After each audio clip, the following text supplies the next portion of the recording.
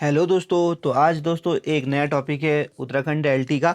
वह है NCFTE 2009। Okay, जो इसका पूरा नाम है national curriculum framework for teacher education 2009। इसको हाईलाइट कर लीजिएगा क्योंकि ये पेपर में आ सकता है इसकी फुल फॉर्म। ओके, अब बात करते हैं। देखो दोस्तों, ये एक भारत का क्या है, एजुकेशनल पॉलिसी है। ओके, और जो किसके लिए है, सिर्फ उच्चतर माध्यमिक के लिए यानी सीनियर सेकेंडरी के लिए ही ये क्या है, मान्य है। और एक और, ये सिर्फ क्या है, शिक्षा के क्षेत्र में टारगेट रखती है। आगे बताते हैं हम आपको। ये सिर्फ टीचर एजुकेशन के बारे में है। ओके, देखो यहाँ पर हाईलाइट करके जो जो मैं पॉइंट बता रहा हूँ वहाँ से MCQ बनेगा। एनसीएफटी जिसे मार्च 2009 में प्रारंभ किया था, कब किया था, मार्च, ये एक हाईलाइट कर दीजिएगा, मार्च 2009 में इसको क्या किया था, शुरुआत की थी। ओके, इसे एनसीएफ 2005 के आधार पर बनाया गया। देखो ये किसके आधार पर बनाया गया, एक MCQ यहाँ से बन सकता है।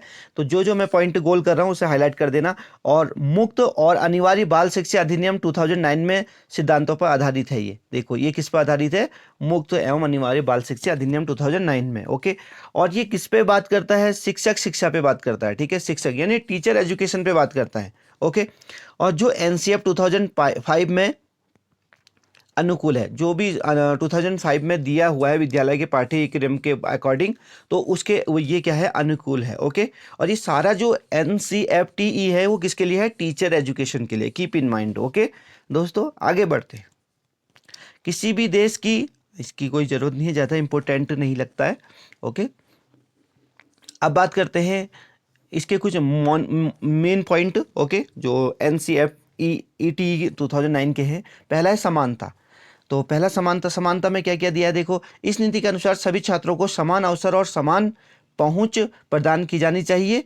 इसे सुनिश्चित करने के लिए नीति ने निम्नलिखित के संबंध में उच्चतर माध्यमिक शिक्षा में बदलाव का प्रस्ताव किया। तो क्या क्या सेकेंडरी एजुकेशन में, सेकेंडरी यानी सीनियर सेकेंडरी एजुकेशन में क्या क्या चेंजेज होंगे वो बताएंगे पहले। ठीक है, समान अवसर के साथ समान उपलब्धियों के साथ प्रवेश, समान शिक्षा के लिए समान शिक्षा संसाधनों की व्यवस्था, और समान मूल्यों और आदर के साथ समान शिक्षा प्रदान करना। ओके, ये इसकी क्या है, समानताएं हैं।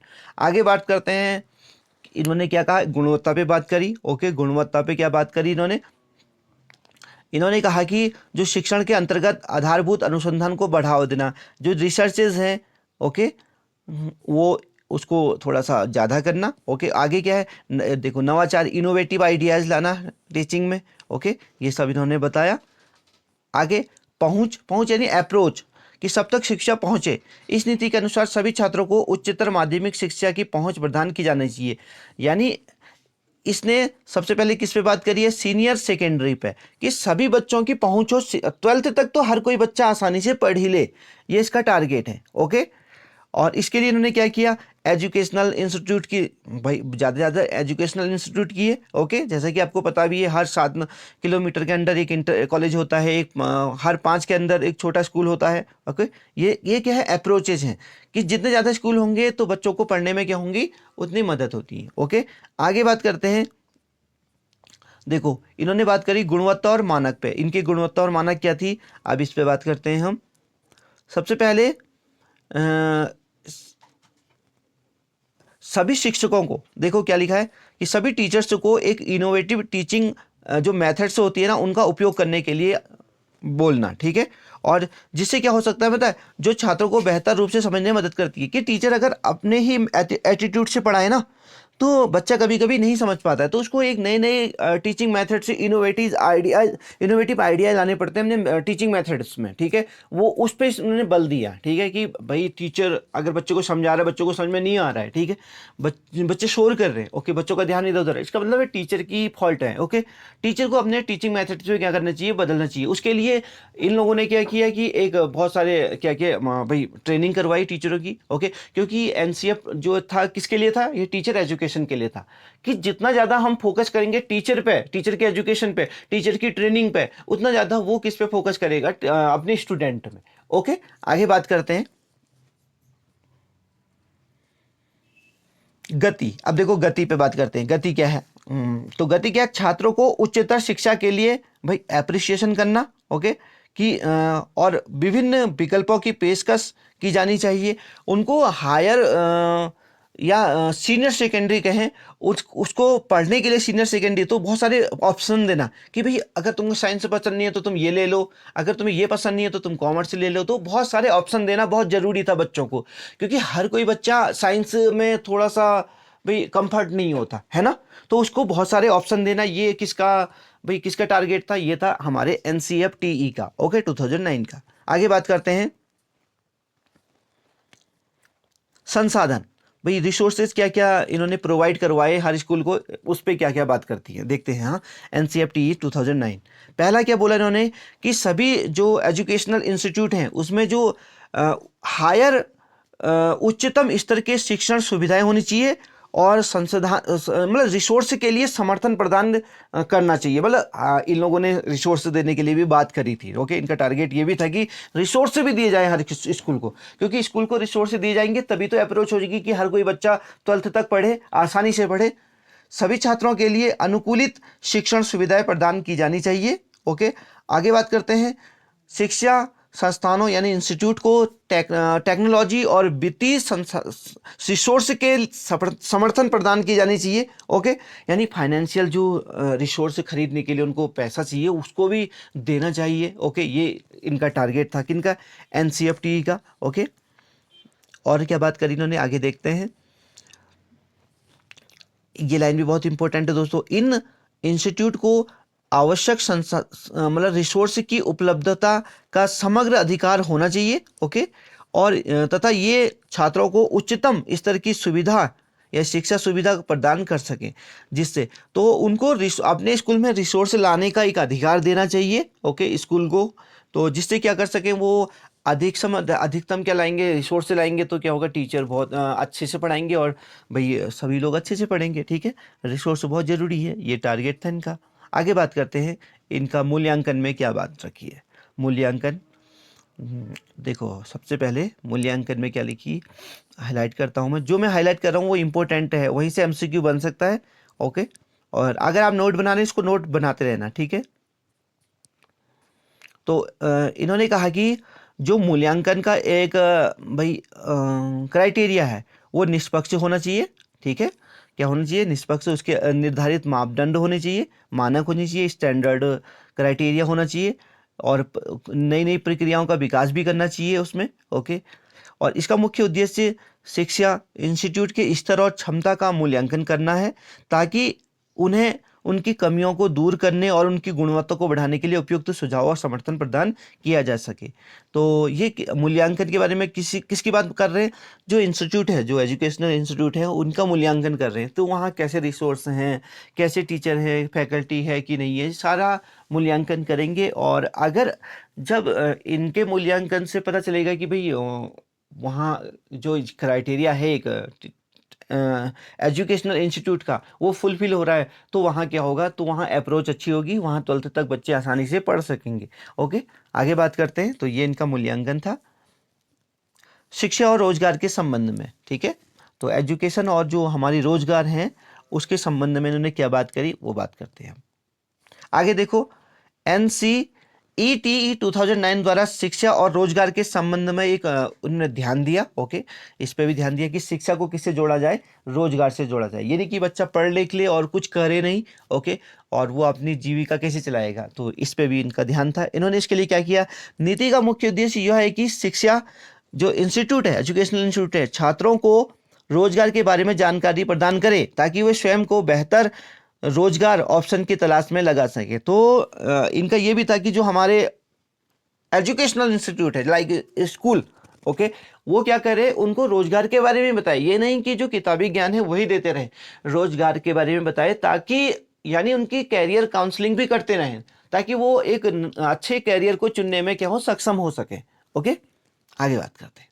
अतः देखो यहाँ पर ना एक चीज़ बता देता हूँ, यहाँ पर मिस प्रिंट हो गया है, यहाँ पर NCF है, ओके, ये ई नहीं है, ओके। NCFTE 2009 की मुख्य जो संस्तुतियाँ हैं वो उपरोक्त संक्षेप देखते हुए निर्णय लिया जा सकता है कि नीति भारतीय शिक्षा संस्थाओं को उच्चतर स्तर तक ले जाने के लिए उपयुक्त है, क्योंकि ये क्या करती है, उपयुक्त एक तो संसाधन देती है, रिसोर्स, पाठ्यक्रम शिक्षक तंत्रों पे काम करती है, छात्रों पे काम करती है, उनके अभिवृत्तियां यानी एटीट्यूड के संबंध में नई दिशा को स्थापित करती है। ठीक है कि और यह नीति यानी एजुकेशनल इंस्टीट्यूट को क्या करती है, आगे बढ़ते हैं, समाज में एक उच्च स्थान प्रदान करने के लिए भी मददगार साबित होती है। ये हमारे जो एजुकेशनल इंस्टीट्यूट लाइक स्कूल, उनको क्या करती है, समाज में स्थापित करती है। यानी कि स्कूल अलग चल रहा हो, समाज में कुछ अलग चल रहा हो, तो ये वही चीज सिखाए कि जो समाज में चल रहा हो। Keep in mind. Okay, last में कंक्लूजन देखो क्या क्या निकलता है इसका कंक्लूजन, कि उपरोक्त विवरण के आधार पर हम कह सकते हैं कि एनसी, फिर से यहां पर क्या लिखा है देखो, एनसीएफ है। ओके, एनसीएफटीई 2009 भारत की शिक्षा नीति की एक महत्वपूर्ण पहल है जो उच्च शिक्षा संस्थाओं के विकास के लिए नई दिशा को स्थापित करती है। ओके, जिसमें छात्रों के लिए नए संवेदनशील उपयोगी पाठ्यक्रम तैयार करने, देखो जो हमारा पाठ्यक्रम है ना, कैरिकुलम है या जो सिलेबस होता है वो क्या होना चाहिए, सेंसिटिव होना चाहिए। सेंसिटिव तो मतलब ये होता है कि वो टाइम टू टाइम चेंज होना चाहिए, यानी कि वो 10 सालों से स्टैटिक है तो स्टैटिक ही है, कि बदला ही नहीं है। ओके, टाइम टू टाइम जितने भी इनोवेटिव आइडियाज आ रहे हैं या रिसर्च हो रही हैं, उनको उसमें इंक्लूड करना चाहिए हमारी एजुकेशन में, जो भी हमारा सिलेबस है या हमारा कैरिकुलम है। ओके, तो ये लिखा है।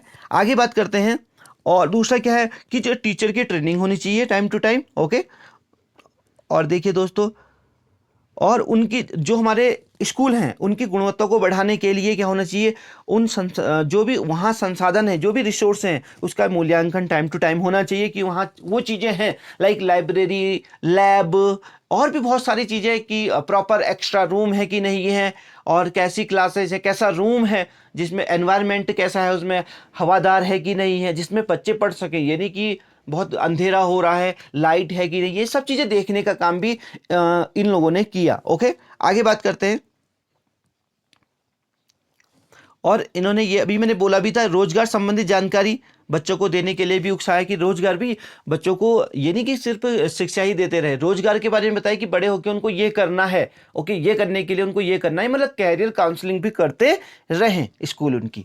आगे इस नीति के माध्यम से जो स्कूल हमारे थे वो छात्रों को उच्च शिक्षा और रोजगार के लिए तैयार करने में सक्षम होंगे। ठीक है, और जिससे समाज में उच्च स्थान प्रदान होगा, तो जिससे बच्चों का क्या होगा और हमारे स्कूल का भी उच्च स्थान होगा, जिससे बच्चे क्या करेंगे, अच्छा रोजगार करेंगे। अच्छा रोजगार करेंगे तो नाम होगा स्कूल का। ओके, और उसका एक समाज में एक उच्च स्थान या हाई जो लेवल होगा वो बरकरार रहेगा। ओके, तो दोस्तों आज हमने बात करी एनसीएफटीई यानी national curriculum framework for teacher education 2009 की। ओके, मिलते हैं नेक्स्ट टॉपिक में एक नई एनर्जी के साथ। तो अगर हाँ हमारा वीडियो आपको पसंद आ रही हो, ओके, तो प्लीज़ लाइक शेयर और सब्सक्राइब करना बिल्कुल मत भूलिएगा। हाँ, हमारा जो टीचिंग एप्टीट्यूड है, जो 50 मार्क्स है एलटी में, उत्तराखंड एलटी 2024 में, वो पूरा सिलेबस आपको हमारी प्लेलिस्ट में देखने को मिलेगा। आप हमारे चैनल पे विजिट कीजिए और उसकी प्लेलिस्ट सर्च कीजिए, वहाँ आपको उत्तराखंड एलटी प्लेलिस्ट बनी होगी, वहाँ आपको एक और प्लेलिस्ट बनी है एलटी एकेडमिक एप्टीट्यूड, वहां भी आपको देखने को मिलेगा। वहां एक और बनी है UKT+C। ओके, वहां भी आपको टीचिंग एप्टीट्यूड के बाबत बहुत सारे टॉपिक देखने को मिलेंगे। ओके दोस्तों, तो हमारी प्लेलिस्ट में विजिट करना बिल्कुल मत भूलिएगा। ओके, सारी जो वीडियोस हैं अभी तक बनी हैं और उनको देखिएगा। और अगर आपको PDF की जरूरत है तो हमारे ग्रुप और टेलीग्राम में भी लेट्स डू केमिस्ट्री नाम से है, आप सर्च करेंगे तो आपको मिल जाएगा। और वैसे मैंने डिस्क्रिप्शन बॉक्स में उसका लिंक छोड़ दिया है। ओके, व्हाट्सएप ग्रुप भी है, वहां भी आप जुड़ सकते हैं, वो भी आपको डिस्क्रिप्शन बॉक्स में मिल जाएगा दोस्तों। ओके, कोई भी क्वेरी है आप व्हाट्सएप में छोड़िए और मुझे पर्सनली मैसेज करिए, या टेलीग्राम में मैसेज कीजिए या यहाँ इस कमेंट बॉक्स में मैसेज कीजिएगा। ओके, तो कहीं भी आप मैसेज कर दीजिएगा। ओके, मैं आपका अगला वीडियो उसी मैसेज पे लेके आऊंगा दोस्तों। और आपकी एलटी प्रिपरेशन में, आप जब तक पेपर नहीं हो जाता तब तक मैं आपके साथ हूं। आपकी कोई भी क्वेरी हो मैं उस पे आपको सॉल्यूशन दूंगा। ओके, मिलता हूं नेक्स्ट वीडियो में, तब तक के लिए हैप्पी लर्निंग। और अगर वीडियो पसंद आएगा लाइक जरूर ठोक देना। Okay, bye.